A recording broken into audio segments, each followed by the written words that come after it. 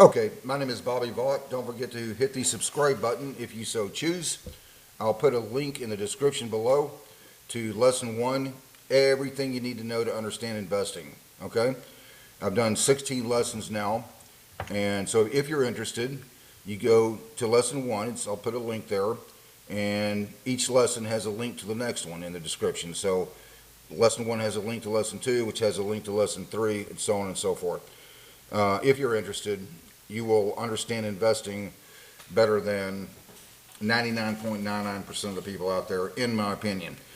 Today's topic is not about that, however. There's two parts of this channel. First part just has to do with investing, which I just mentioned, and the second part is oftentimes political, sometimes on economics. This time is more sociological, okay? This is not political today, what I'm about to say, not at all. So these social stigmas about, children, adult children, they need to get out of the house. And so parents end up, kicking them out. My personal opinion, it seems most people don't agree with me on this, but I believe I'm right. I'm going to explain why. As long as your adult kid is either continuing the education, including a trade school or whatever, and or working, leave them at home. Leave them there. And try to explain why. Well, a couple of reasons. First off, they're a lot less likely to get in trouble. They're young adults, but the key word here being young. They're a lot less likely to get in trouble if they're staying at home. But there's another reason. It's just a financial reason. It's a good financial decision. Let them stay at home. This is not political today. This is more sociological and more about family business, okay? So just for example, is it just a good economics decision, a family economics decision? Just for example, the kid graduates from high school, goes to work somewhere. If he's only making $10 an hour, that's $20,000 a year. Why are you making him go pay rent somewhere? What for? They're making $20,000 a year at $10 an hour. If he takes that money and just invests it, even at CD rates or treasury rates, $20,000 a year in just a very few short years, that kid has enough to take that money and go pay cash for a home somewhere, or maybe some other decision. Pay cash for a home somewhere, no mortgage payment, no interest, no mortgage payment for the next 30 years.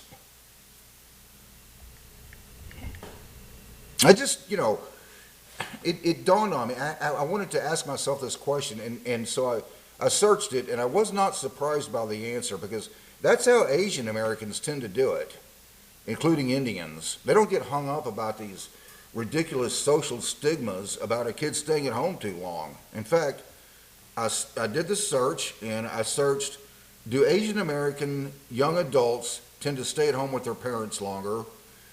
That's what I searched, and here's what I came up with. The AI overview. I'm just going to read it right here. Yes, that did not surprise me any. Listen to this very closely. Evidence suggests that Asian American children and adults in general may tend to live with their parents for a longer period compared to some other groups in the United States. Reasons for this include cultural factors. Asian cultures often emphasize collectivism. We're not talking about socialism on some broad scale. This is not that type of economics discussion.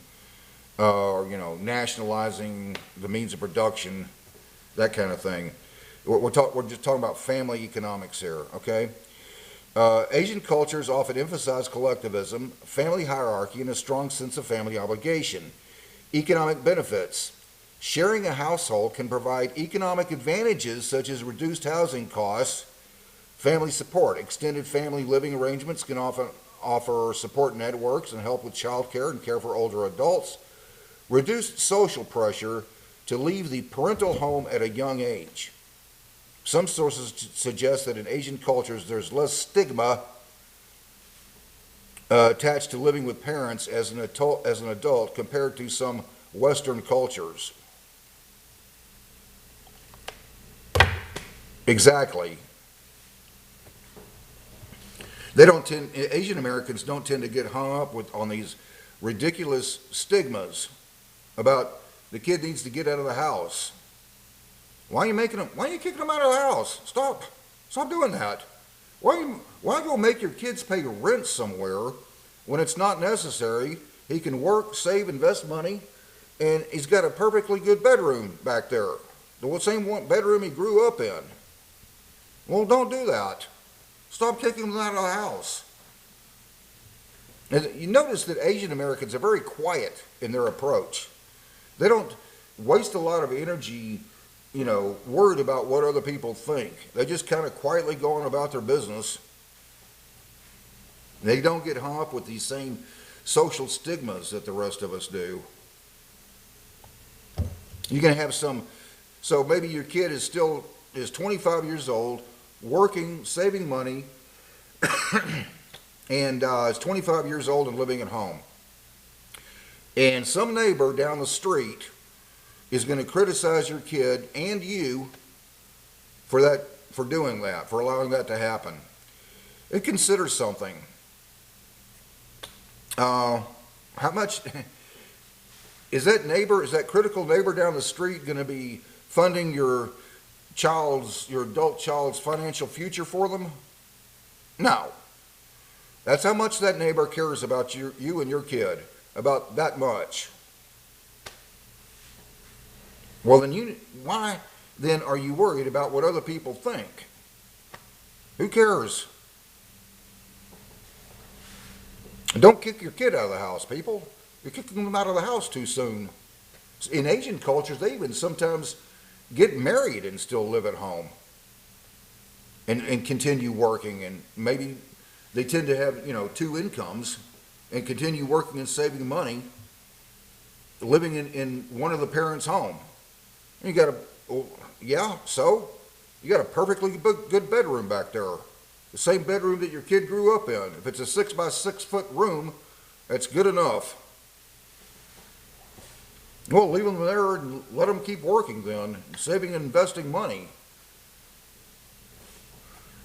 You got to get away from these ridiculous social stigmas about your kid has to leave the house just because he turned 18 or 21 or whatever. Seriously. Until next time, hope life is treating you well. You have a great day.